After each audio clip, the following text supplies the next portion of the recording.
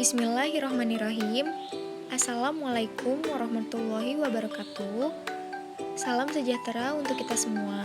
Perkenalkan, nama saya Siti Nazolila. Saya dari kelas 3D Keperawatan.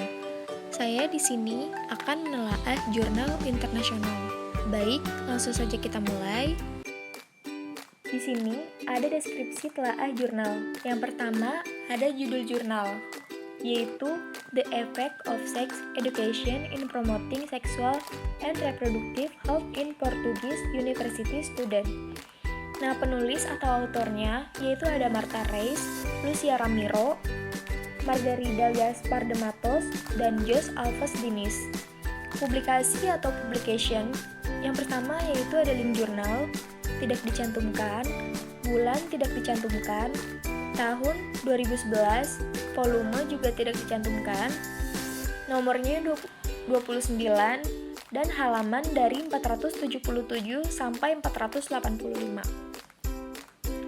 Penelaah saya sendiri, dan tanggal saya menelaah yaitu 20 Agustus 2021.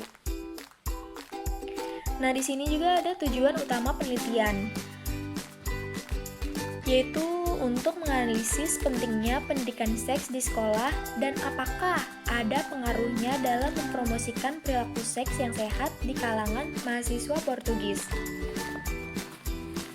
Nah, hasil penelitian menunjukkan siswa yang mendapatkan pendidikan seks di sekolah menyebutkan lebih sering memiliki perilaku seksual berisiko yang lebih sedikit, atau lebih jarang berganti pasangan, lebih sedikit berhubungan seks dengan alkohol dan obat-obatan, lebih sedikit IMS, lebih sedikit kehamilan yang tidak diinginkan, dan aborsi. Nah, kesimpulan penelitian yaitu menunjukkan bahwa pendidikan seks di sekolah membantu melindungi remaja dari perilaku seksual berisiko. Nah, ada juga fokus utama penelitian, yaitu tentang pengaruh pendidikan seksual terhadap promosi seksual dan kesehatan reproduksi. Ada juga elemen yang mempengaruhi tingkat kepercayaan suatu penelitian. Yang pertama, ada gaya penulisan. Sistematika penulisan sudah jelas, tercantum nama jurnal, judul penelitian, autor, abstrak, pendahuluan, metode, hasil, pembahasan, kesimpulan, dan referensinya. Tata bahasa yang digunakan penulis juga cukup baik, pembaca mampu menangkap isi dengan baik dan mudah. Ada juga kualifikasi penulis. Kualifikasi penulis sudah sesuai dengan kompetensinya yang dibuktikan dengan alamat masing-masing penulis, yaitu dari Faculty of Human Kinetics, Technical University of Lisbon, Portugal, dan CMDT Los Angeles, Institute of Hygiene and Tropical Medicine, Portugal. Nah, ada juga kelebihan dan kekurangan judul, yaitu kelebihannya menggunakan isi penelitian secara umum. Nah, kalau kekurangannya itu tidak ada kekurangan ya, judul juga sudah tepat. Nah, selanjutnya ada abstrak, ada juga kelebihan dan kekurangannya. Kelebihannya yaitu poin penting dalam penelitian sudah dijabarkan dengan baik dan mudah dipahami. Nah, kekurangannya yaitu pada abstrak jurnal ini terdapat poin yang tidak dijabarkan, yaitu pendahuluan dan metode penelitian. Nah, selanjutnya ada elemen yang mempengaruhi kekuatan suatu penelitian. Yang pertama, ada tujuan penelitian. Tujuan dari penelitian ini adalah untuk mengeksplorasi hubungan antara kaum muda memiliki atau tidak pernah mendapatkan pendidikan seks di sekolah dengan perilaku seksual berisiko, termasuk penggunaan kondom secara konsisten, sesekali berganti pasangan seks, terkait dengan alkohol dan obat-obatan, IMS, kehamilan yang tidak diinginkan, dan aborsi, secara pengetahuan dan sikap terhadap metode kontrasepsi dan IMS, dan keterampilan perilaku.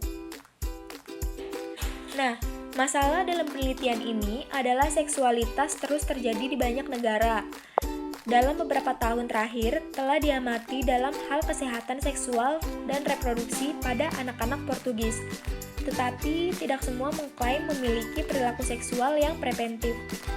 yang mengakibatkan konsekuensi serius dalam hal kesehatan masyarakat. Pendidikan kesehatan reproduksi sangat penting untuk pencegahan perilaku beresiko seksual dan akibat buruk yang terkait dengan kehamilan yang tidak diinginkan, HIV atau AIDS, dan infeksi menular seksual lainnya pada remaja.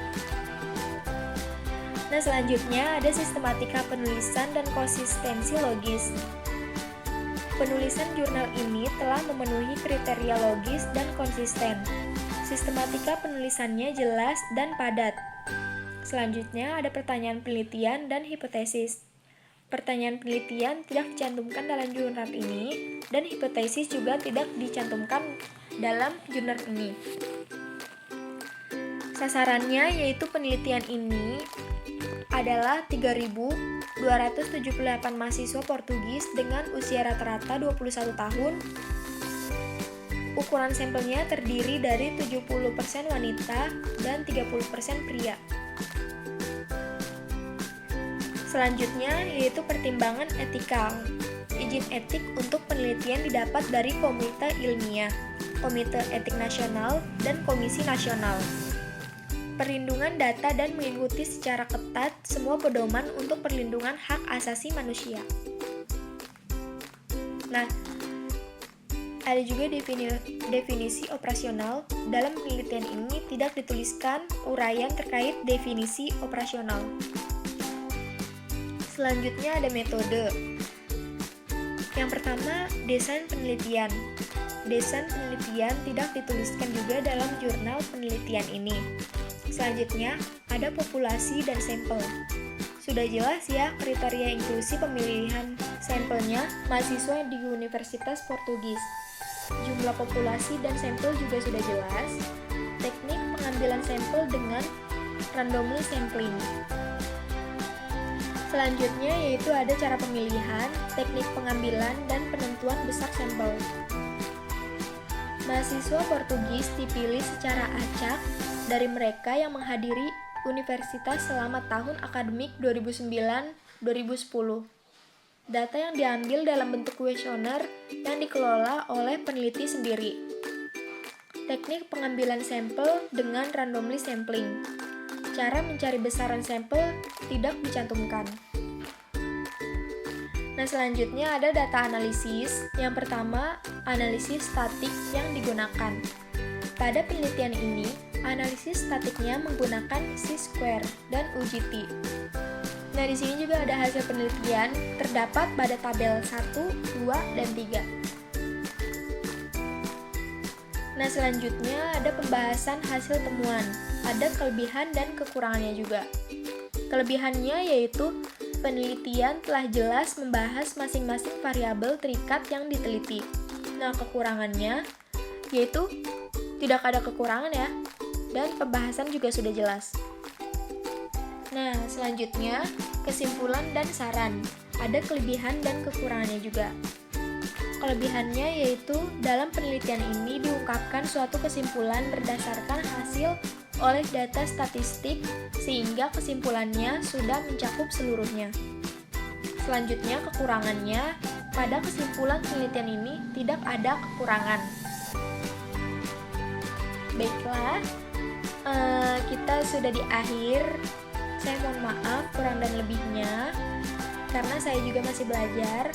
Terima kasih. Wassalamualaikum warahmatullahi wabarakatuh.